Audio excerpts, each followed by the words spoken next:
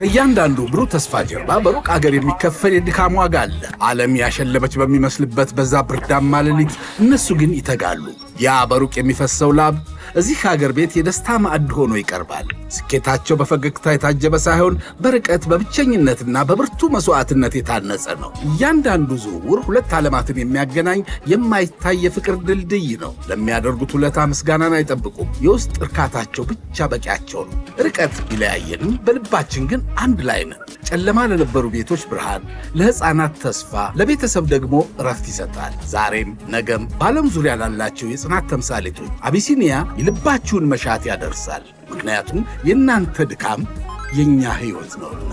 አቢሲኒያ ረሚት፣ የፍቅር መንገድ፣ የትውልድ ድልድይ። አቢሲኒያ የሁሉም ምርጫ።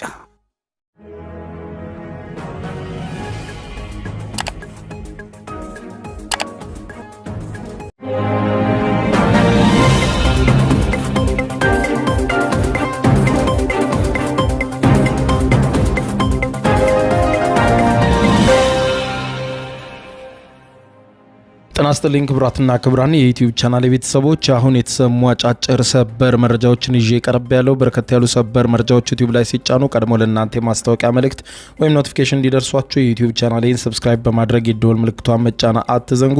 ወደ ሰበር መረጃው ስናቀና በቀዳሚነት የምታደምጡት መረጃ ኢራን የአሜሪካው ፕሬዝዳንት ዶናልድ ጄ ትራምፕን ያስደነገጠ ዜና ይፋ አድርጋለች። ይኸውም ከዚህ በኋላ ከድርድሩ ሙሉ በሙሉ ራሴን አውጥቻለሁ ስትል ኢራን አውጃለች። ከድርድሩ የወጣሁትም በእስራኤል ምክንያት ነው። እስራኤል በሊባኖስና በጋዛ ላይ የምታደርሰውን ጥቃት እስካላቆመች ድረስ ከዚህ በኋላ ከአሜሪካ ጋር ድርድር አልቀመጥም ስትል ድርድሩን ረግጣ ወጥታለች። ይህንንም ተከትሎ የአሜሪካው ፕሬዝዳንት ዶናልድ ጄ ትራምፕ በከፍተኛ ብስጭት ወደ እስራኤሉ ጠቅላይ ሚኒስትር ቤንያሚን ኔታንያሁ ጋር መደወላቸውና ስድብ የቀላቀለ ንግግር ማድረጋቸውም ተዘግቧል። በተለይ የአሜሪካው አክሲዮስ የዜና ወኪል ትራምፕ በስልክ ሲነጋገሩ ከኔታንያሁ ጋር በቅርበት የተመለከቱ ባለስልጣናትን ዋቢ አድርጎ ምን እንደተነጋገሩ በዝርዝር ገልጿል። እጅግ በጣም ጸያፍ የስድብ ቃላት ጭምር የታከሉበት የስልክ ልውውጥ ነው የተደረገው። ይህንን በተመለከተ የስልክ ልውውጡ ምንን ያካተተ ነበር የሚለውን በዝርዝር ከጋዜጣው ላይ ቃል በቃል የጠቀሰው ነው ወደ እናንተ የማስደምጣችሁ ነው የሚሆነው።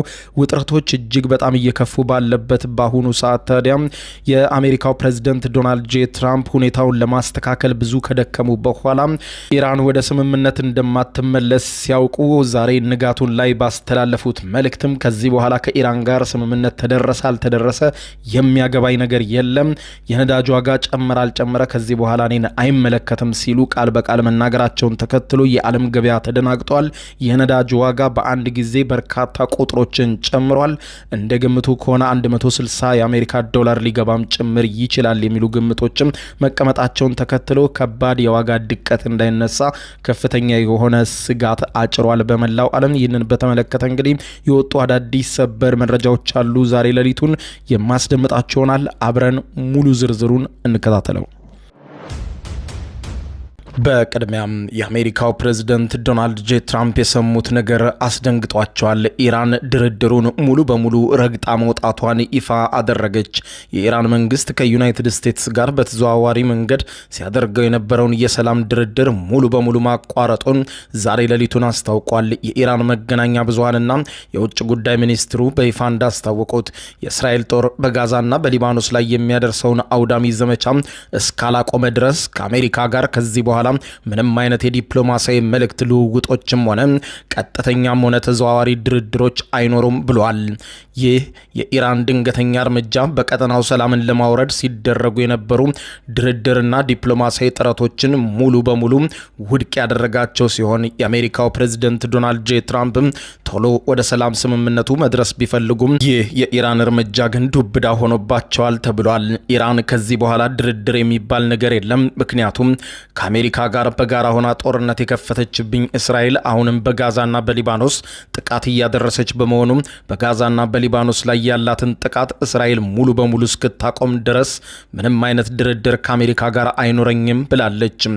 ኢራን አያይዛም እንደገለጸችው ከኔ ጋር አሜሪካ መደራደር ከፈለገች መጀመሪያ ወዳጇ እስራኤል የምታደርሰውን ጥቃት ታስቆምም ብላለች። የኢራን ውጭ ጉዳይ ሚኒስትር ባወጣው አስቸኳይ መግለጫ እንዳለው ዩናይትድ ስቴትስ በፓኪስታን በኢራን አደራዳሪነት የተደረሰውንና ሚያዝያ 8 ቀን ወይም አፕሪል 8 ቀን የጸደቀውን የተኩስ አቁም ስምምነት የጣሰች መሆኑን በጽኑ ከሷል። ሚኒስትሩም አሜሪካ በፋርስ ባህረ ሰላጤ በሚገኙ የኢራን መርከቦችና መሰረተ ልማቶች ላይ ጥቃት መሰንዘሯን ታግሰን ብናልፍም ነገር ግን እስራኤል ደግሞ በሊባኖስ ላይ የምታደርሰውን ጥቃት ማቆም አለመቻሏ እንደ ግልጽ የተኩስ አቁም ጥሰት ቆጥረነዋል በማለት የኢራን መንግስት አስታውቋል። ከተኩስ አቁሙ ማግስት ባሉት የመጀመሪያ ቀናት ዩናይትድ ስቴትስ አሜሪካ በእስራኤል ላይ ጫና ለማሳደር ጥረት ብታደርግም አሁን ግን አሜሪካ በኢራን ላይ ለፈጸመችው የተኩስ አቁም ጥሰትም ሆነ እስራኤል በሊባኖስ ላይ ለፈጸመችው ወረራ ቀጥተኛ ኃላፊነቱን ትወስዳለች ሲል የኢራን የዛሬ ሌሊቱ ቀጥተኛ ማብራሪያና መግለጫ አብራርቷል። አክሎም እስራኤል በሊባኖስ ላይ የፈጸመቻቸው በርካታ ጥቃቶች የሀገሪቱን ሉዓላዊነት መድፈሯን፣ በሺዎች የሚቆጠሩ ሰዎችን መግደሏንና ወደ 2 ሚሊዮን የሚጠጉ ዜጎችን ማፈናቀሏን ገልጾ ለዚህ ሁሉ መዘዝ ደግሞ አሜሪካ ሙሉ ወጪውንና ኃላፊነቱን ልትሸከም ይገባል ሲል የኢራን መንግስት ከእስራኤል ጀርባ በመሆን እስራኤልን እየረዳ እስራኤል በሊባኖስ ላይ ከፍተኛ ውድመት እንድታደርስ አድርጓል ሲል ነው የኢራን መግለጫ አሜሪካን የከሰሰው። የኢራን ባለስልጣናት ይህ ግጭት የሚቀጥል ከሆነ ደግሞ በመላው ቀጠናው ላይ በተለይም በሆርሙዝና በባብ ኤል መንደብ የባህር መተላለፊያ ጅረቶች ላይ ከፍተኛ የሆነ መዘዝ የሚያስከትል ሌላ ጦርነት ይከሰታል። በቀጠናውም ኢራን ሌላ ታርጌት ይኖራታል። አሁን ላይ ከአሜሪካ በተጨማሪ ኢራን ሚሳኤሎች በቀጥታ ወደ እስራኤልም ይተኮሳሉ ሲል ነው የኢራን መግለጫ ያስጠነቀቀው። በተያያዘ ዜናም የኢራን ማዕከላዊ ወታደራዊ እዝ እስራኤል በሊባኖስ ዋና ከተማ ቤሩት ለሚገኙ ነዋሪዎች የሰጠችውን የለቃችሁ ውጡ ማስጠንቀቂያ ተከትሎ በእስራኤል በተያዙ ግዛቶች ለሚኖሩ ሰፋሪዎች ተመሳሳይ የማስጠንቀቂያና የጥቃት ማስጠንቀቂያዎችም አስተላልፏል።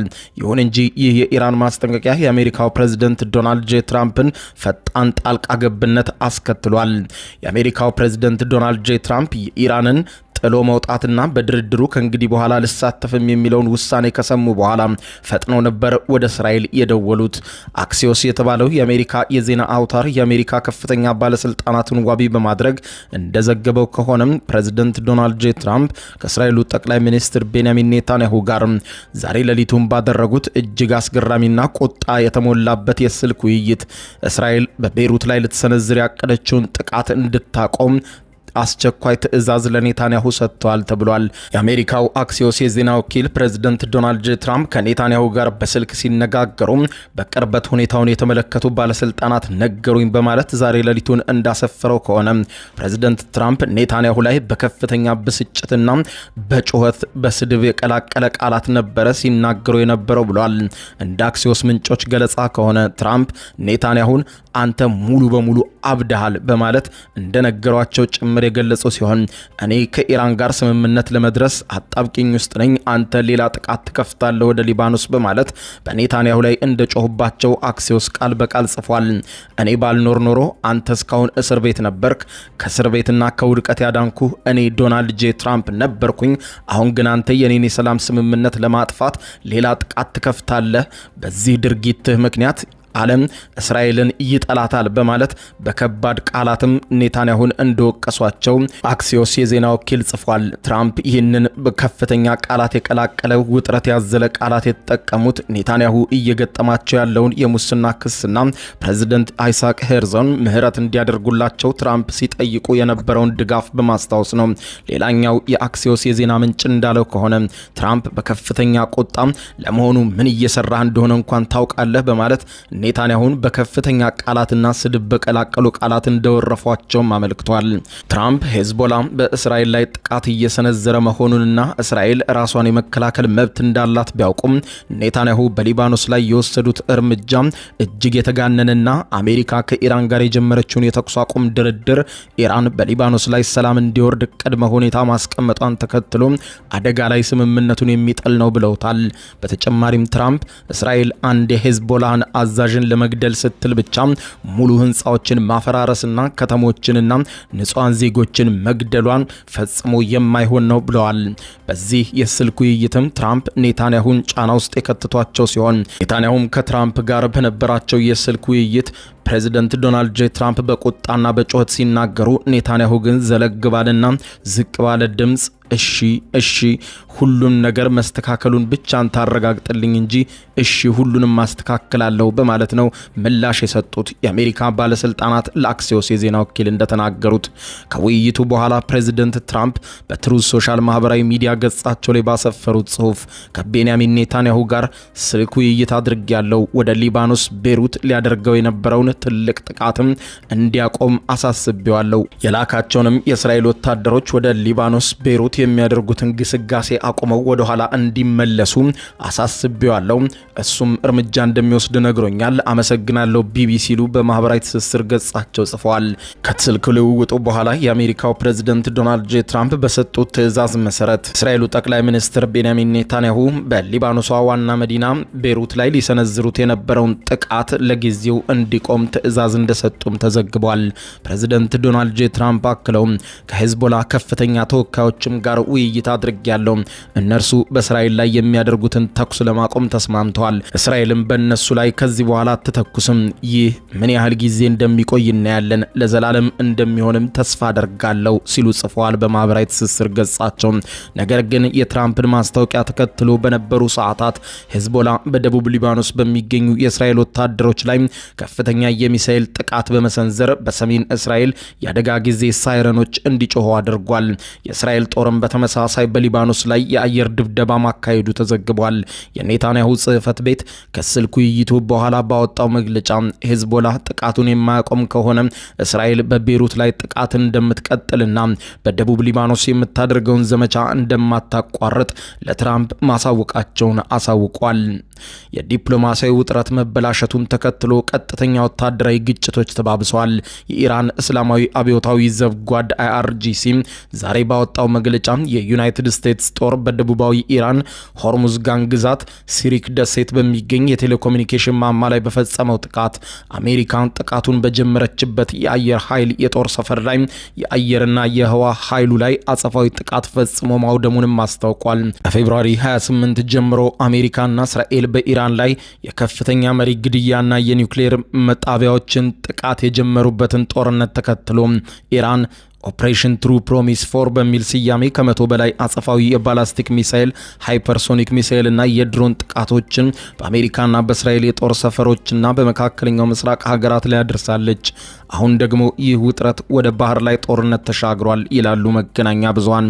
የኢራን አብዮታዊ ዘብ ጓድ የቁድስ ኃይል አዛዥ የሆኑት ብርጋዴር ጀነራል እስማኤል ቃአኒ ዛሬ ሌሊቱን በሰጡት መግለጫ የእስራኤል ስርዓት አሜሪካን ከለላ በማድረግ በጋዛና በሊባኖስ የሚደረገውን ቀጥተኛ ጥቃት የማያቆም ከሆነ ከዛሬ ጀምሮ የባብኤል መንደብ የባህር መተላለፊያን ልክ እንደ ሆርሙዝ የባህር መተላለፊያ የትራፊክ እገዳ ልጥልበት እንችላለን ሲሉ አስጠንቅቀዋል። በማንኛውም ሰዓት ቀይ ባህር ይዘጋል። እስራኤል ቀጣይ ቀናት ላይ የምታደርጋቸውን እንቅስቃሴዎች ገምግመን ቀይ ባህርን ዘግተን የዓለምን ኢኮኖሚ እናናጋለን ሲሉ ዝተዋል። የእስራኤል መንግስት ማወቅ ያለበት ነገር ቢኖር በደቡባዊ ሊባኖስና በጋዛ የሚደረገው ጥቃት በሄዝቦላ ኦፕሬሽኖች አዙሪትና በአዲሱ የፊሊስጤም ተዋጊዎች ማዕበል ውስጥ እንደሚከረችመው ነው በማለት የገለጹ ሲሆን የመቋቋሚያ ኃይሎች ዘንግም ወይም ኢራን አክሲስ ኦፍ ሬዚስታንስ የምትላቸው ሌሎች ግንባሮችም ጦርነት ይከፍታሉ ብለዋል ጀነራል ቃኒ። በተግባርም ባህር ላይ ፍጥጫው ተጀምሯል ብለዋል። ሴፓ ኒውስ እንደዘገበው ከሆነ የኢራን አብዮታዊ ዘብ የባህር ኃይል ከአሜሪካና ከእስራኤል ጋር ግንኙነት አለው በተባለ MSC ሳሪስካ በተባለ ግዙፍ የፓናማ ባንዲራን በሚያውለበልብ የጭነት መርከብ ላይ ዛሬ ሌሊቱን የክሩዝ ሚሳኤል በመተኮስ ጥቃት ፈጽሟል። ጥቃቱ የተፈጸመው መርከቧ በኢራን የውሃ ክልል አቅራቢያ እያለች ሲሆን መርከቧ ላይ ከፍተኛ ፍንዳታም ደርሷል። የኢራን የባህር ኃይል ይህንን ያደረገው አርብ ዕለት የአሜሪካ የጦር አውሮፕላኖች AGM 114 ሄልፋየር በተባለ ሚሳኤል በመጠቀም ሊያን ስታር የተባለ የኢራን የንግድ መርከብ የሞተር ክፍል ላይ በኦማን ባህር ክልል ውስጥ ለፈጸመው ጥቃት አጸፋዊ ምላሽ ለመስጠት ነው ብሎታል። ኢራን የአሜሪካ እርምጃ በመንግስት የተደገፈ የባህር ላይ ሽብርተኝነት ስትል ትከሳለች። ኢራን የአሜሪካ የባህር ላይ እገዳ ሙሉ በሙሉ እስካልተነሳና ጦርነቱ እስካላበቃ ድረስ የሆርሙዝ በር ሙሉ በሙሉ እንደማይከፈት አሳውቃለች። ይህ በዚህ እንዳለ የአሜሪካው ፕሬዝዳንት ፕሬዝዳንት ዶናልድ ጄ ትራምፕ ከኢራን ጋር የነበረው የዲፕሎማሲ ድርድር እንዳለችው ኢራን ቢቋረጥም ምንም እንደማይገዳቸውና የነዳጅ ዋጋ ንረትም ፈጽሞ ከዚህ በኋላ እንደማያሳስባቸው በአደባባይ ገልጸዋል። ይህንን ተከትሎ የዓለም የነዳጅ ገበያ በከፍተኛ መደናገጥ ውስጥ ወድቋል። ከአሜሪካ የወጡ ወቅታዊ ዘገባዎች እንደሚያሳዩት ከሆነ ይህ የትራምፕ አስተያየት ከተሰማበት ከጥቂት ደቂቃዎች ጀምሮ በዓለም አቀፉ ማህበረሰብ ዘንድ ከፍተኛ ስጋት ተፈጥሯል። ኢራን ስምምነቱን ወይም ደግሞ እየተደረገ ያለውን ድርድር ረግጣ ወጣለች። ትራምፕ ደግሞ እንደሚሉት ይህ ስምምነት ተፈረመ አልተፈረመ ለኔ ጉዳይ አይደለም፣ የሚያሳስበኝ ነገር አይደለም ብለዋል። ይህ አሳሳቢ ዜና መሰራጨት ከጀመረበት ጊዜ አንስቶ የወደፊቱ የነዳጅ መሸጫ ዋጋ በከፍተኛ ፍጥነት በማሻቀብ አንድ በርሜል $100 በላይ ጣሪያ ጥሶ አልፏል። የዛሬው ገበያ ውሎ ሲጀመር ከዚህ ዋጋ በእጅጉ ያነሰ የነበረ ቢሆንም የፖለቲካው ውጥረትና የትራምፕ ግዴለሽነት የተሞላው የመሰል ንግግር የገበያውን መረጋጋት በአጭር ጊዜ ውስጥ ሙሉ በሙሉ አናግቶታል ተብሏል። ይባስ ብሎም በገበያ ውስጥ ያለው አሳሳቢ የነዳጅ ክምችት እጥረትም በቅርበት የሚከታተሉ አንድ የኩባንያ ስራ አስፈጻሚ የአቅርቦት እጥረቱን ተከትሎ የአንድ በርሜል የነዳጅ ዋጋ እስከ 150 ወይም $160 ሊደርስ እንደሚችል አስደንጋጭ ትንበያ አስቀምጧል። ይህ አይነቱ አስፈሪ የዋጋ ንረት እውን ከሆነ ደግሞ የትራንስፖርትና የማምረቻ ወጪዎች በከፍተኛ ደረጃ በማደግ በዓለም አቀፍ ደረጃ እጅግ የከፋና በቀላሉ በቅርብ ዓመታት ሊቀለበስ የማይችል ከባድ የኢኮኖሚ ቀውስ በመላው ዓለም እንደሚያስከትል የዘርፉ ባለሙያዎች አጥብቀው አሳስበዋል።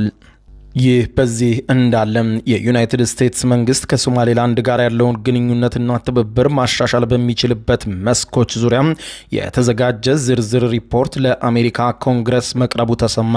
የ2026 የብሔራዊ ደህንነትና የውጭ ጉዳይ ሚኒስትር የበጀት አዋጅን የብሔራዊ ደህንነትና የውጭ ጉዳይ ሚኒስትር የበጀት አዋጅን መሰረት አድርጎ የወጣው ይህ ሪፖርት አሜሪካ የሶማሊያን ሉዓላዊነትና የግዛት አንድነት ሶማሌላንድን ጨምሮ እንደምትቀበል በድጋሚ ያረጋገጠ ሲሆን በዚህ ማዕቀፍ ውስጥም ሆኖ ከሶማሌላንድ ባለስልጣናት ጋር አዎንታዊና ገንቢ ግንኙነት እንደምትቀጥል አስታውቋል። ሪፖርቱም ግንኙነቱን ሊሻሻልባቸው የሚገቡ 3 ዋና ዋና መስኮችን በዝርዝር አስቀምጧል። በአፍሪካ ቀንድ ያለው የጸጥታ ሁኔታ አሁንም ውስብስብ መሆኑን የጠቆመው ሪፖርቱ በተለይም ደግሞ የጽንፈኛ ኃይሎች ስጋት የቀጠናውን አለመግባባቶች አሳሳቢ እንደሆኑ ገልጿል። ይሁን እንጂ የሶማሌላንድ ከየመንና ከባብ በኤል መንደብ የባህረ ሰላጤ አቅራቢያ ያላት ስትራቴጂካዊ አቀማመጥ ከቀይ ባህር እስከ ህንድ ውቅያኖስ ያለውን የንግድና ወታደራዊ የባህር ላይ ጉዞ ነጻነትን በማረጋገጥ ወሳኝ አጋር ያደርጋታል ብለዋል። በተጨማሪም የሀውቲ ታጣቂዎች የአልቃይዳ ትልቁ ክንፍ ከሆነው አልሸባብ ጋር ያላቸውን ትስስር ለመቆጣጠርና የሽብርተኝነት እንቅስቃሴን ለመግታት የሶማሌላንድ መልክዓ ምድራዊ አቀማመጥ አመቺ መሆኑን የአሜሪካ መንግስት ገልጿል። ለዚህም ሲባል የአፍሪካ እዝ አፍሪኮም ከሶማሌላንድ ባለስልጣናት ጋር መደበኛ ግንኙነት እያደረገ መሆኑን ይፋ አድርጓል። በሞቃዲሾ ሶማሊያ የሚገኘው የአሜሪካ ኤምባሲ በጸጥታ፣ በሰብአዊ እርዳታ፣ በኢኮኖሚ ጉዳዮችም ዙሪያ ለመምከር ወደ ሶማሌላንድ መደበኛ ጉብኝቶችን እንደሚያደርግ ሪፖርቱ ጠቅሷል። ሆኖም የአሜሪካ መንግስት ሰራተኞች ወደ ስፍራው የሚያደርጉት ጉዞ ልክ እንደሌላው የሶማሊያ ክፍል ጥብቅ የጸጥታ መስፈርቶችን የሚጠይቅ ነው ያለው ሲሆን በመሆኑም የንግድ ያልሆኑ አውሮፕላኖችና ከፍተኛ ወጪ የሚጠይቁ የጸጥታ ጥበቃዎችን መጠቀም ግድ ይላል ሲል አስቀምጧል። ይህንን ሂደትም ለማቀላጠፍ ኤምባሲው ከአፍሪካ እዝ ወታደራዊ ሀብቶች ጋር በቅርበት በማስተባበር እየሰራ ይገኛል ሲል አስቀምጦታል። የሶማሌላንድ ባለስልጣናት አሜሪካ በማዕድን፣ በመሰረተ ልማት፣ በንግድና በኢኮኖሚ እድገት ዘርፎች ኢንቨስት እንድታደርግ ሰፊ ማበረታቻ እያደረጉ መሆኑን ሪፖርቱ አስፍሯል። የሶማሌላንድ ወደቦች በቀጠናው ላሉ ሌሎች መጨናነቅ ለሚታይባቸው ወደቦች እንደ አማራጭ ሊያገለግል እንደሚችል የተገለጸ ሲሆን የተገነባ ያለውም የበርበራ አውሮፕላን ማረፊያና ወደብ ለሶማሌላንድም ሆነ ባህር በር ለሌላት ለኢትዮጵያ የንግድና የትራንስፖርት ማዕከል እየሆነ መምጣቱን ለአሜሪካ የኢንቨስትመንትና የንግድ እድሎችን ሊፈጠር እንደሚችልም ተገምቷል። ነገር ግን የጸጥታ ስጋት በሶማሌላንድ ፖለቲካዊ ቁመና ላይ ያለውን አለመግባባትና ባለስልጣናቱ ከሶማሊያ ብሔራዊ መንግስት ጋር ለመተባበር ፈቃደኛ አለመሆናቸው በአሜሪካ የኢንቨስትመንት የባንክና የንግድ እንቅስቃሴ ላይ ከባድ ተግዳሮት እንደፈጠረ ሪፖርቱ አብራርቷል። ብራን አድማጮች ለሰዓቱ ብታደምጧቸው መልካም ናቸው ያልኳቸው አጫጭር መረጃዎች የሰማችኋቸው ናቸው። ከሰዓታት በኋላ በሌላ መረጃ ተመልሰን እስከምንገናኝ በያለንበት የዓለም ዳር ቸር ቆይ። አሁን ከልቦ ለመሳቅ ይዘጋጁ። ጊዜው የአቧራው ጨሰ ቲያትር ነው። ዘወትር ዓርብ በ12 ሰዓት በዓለም ሲኒማ ቀጠሮን ያደርጉ። ወይ አቧራው ጨሰ ቅድስት ገብረስላሴ፣ ቃል ኪዳን ታምሮ፣ ሱራፌል ብስራትና አቤል ብርሃኑ የወይኗ ልጅ በድንቅ ሁኔታ ይተውኑበታል። ተሸክሜ ቱቦ ውስጥ ከተትኩታ ከኔ ጋር ግን አንግባባም አይደል? ሳቅ እንደ ጥጥ ይፈተላል። በቃላት እያዋዛ በድርጊት ያስደምማል። አዎ ምስክር የለኝም። አቧራው ጨሰ ልብ አንጠልጣይ ኮሜዲ ቲያትር። ደራሲ ሱራፌል ብስራት፣ አዘጋጅ አቤል ሰለሞን። ዘወትር ዓርብ በ12 ሰዓት በዓለም ሲኒማ እንገናኝ። እናንተ ተወያዩ፣ እኛ እንውጣላቸው አይደል? ወዴት ነው የምትሄደው? አቧራው ጨሰ የዘመኑ ምርጥ ኮሜዲ ቲያትር። የዩቲዩብ የስኬት ሚስጥሮችን በዝርዝር የያዘው የአቤል ብርሃኑ የወይኗ ልጅ መጽሐፍ ሁለተኛ እትም በገበያ ላይ። ዩቲዩብ ለመጀመር በአጭር ጊዜ ስኬትን ለመቀዳጀት አስበዋል? ዩቲዩብ ብጀምር ስንት ብር አገኘሁም ብሎ አስበዋል? እንግዲያውስ በዩቲዩብ 2 የወርቅ 3 የብር ሽልማቶችን ያገኘው የአቤል ብርሃኑ የወይኗ ልጅ የዩቲዩብ ሚስጥሮች መጽሐፍ በዝርዝር ሁሉንም ያብራራሉታል። ዛሬውኑ ገዝተው ህልሞን እውን የሚያደርጉበትን የዩቲዩብ የስኬት መንገድ ይጀምሩ። በሀገር ቤት አከፋፋይ አዲስ አበባ ሜክሲኮ ኮሜርስ መጽሐፍት መደብር። በውጭ ሀገራት ለምትገኙ ከአማዞን ላይ ብታዙ በቀናት ውስጥ ደጁ ይደርሳል። የአማዞን ሊንኩን እዚህ ቪዲዮ ኮሜንት ላይ ያገኙታል። የዩቲዩብ ሚስጥሮች ዘመኑ ጋር ተፈላጊ መጽሐፍ። ከእያንዳንዱ ብሩህ ተስፋ ጀርባ በሩቅ አገር የሚከፈል የድካም ዋጋ አለ። ዓለም ያሸለበች በሚመስልበት በዛ ብርዳማ ሌሊት እነሱ ግን ይተጋሉ። ያ በሩቅ የሚፈሰው ላብ እዚህ ሀገር ቤት የደስታ ማዕድ ሆኖ ይቀርባል። ስኬታቸው በፈገግታ የታጀበ ሳይሆን በርቀት በብቸኝነትና በብርቱ መስዋዕትነት የታነጸ ነው። እያንዳንዱ ዝውውር 2 ዓለማትን የሚያገናኝ የማይታይ የፍቅር ድልድይ ነው። ለሚያደርጉት ውለታ ምስጋናን አይጠብቁም። የውስጥ እርካታቸው ብቻ በቂያቸው ነው። ርቀት ቢለያየንም በልባችን ግን አንድ ላይ ነን። ጨለማ ለነበሩ ቤቶች ብርሃን፣ ለሕፃናት ተስፋ፣ ለቤተሰብ ደግሞ እረፍት ይሰጣል። ዛሬም ነገም በዓለም ዙሪያ ላላቸው የጽናት ተምሳሌቶች አቢሲኒያ የልባችሁን መሻት ያደርሳል። ምክንያቱም የእናንተ ድካም የእኛ ሕይወት ነውና። አቢሲኒያ ረሚት፣ የፍቅር መንገድ፣ የትውልድ ድልድይ። አቢሲኒያ የሁሉም ምርጫ።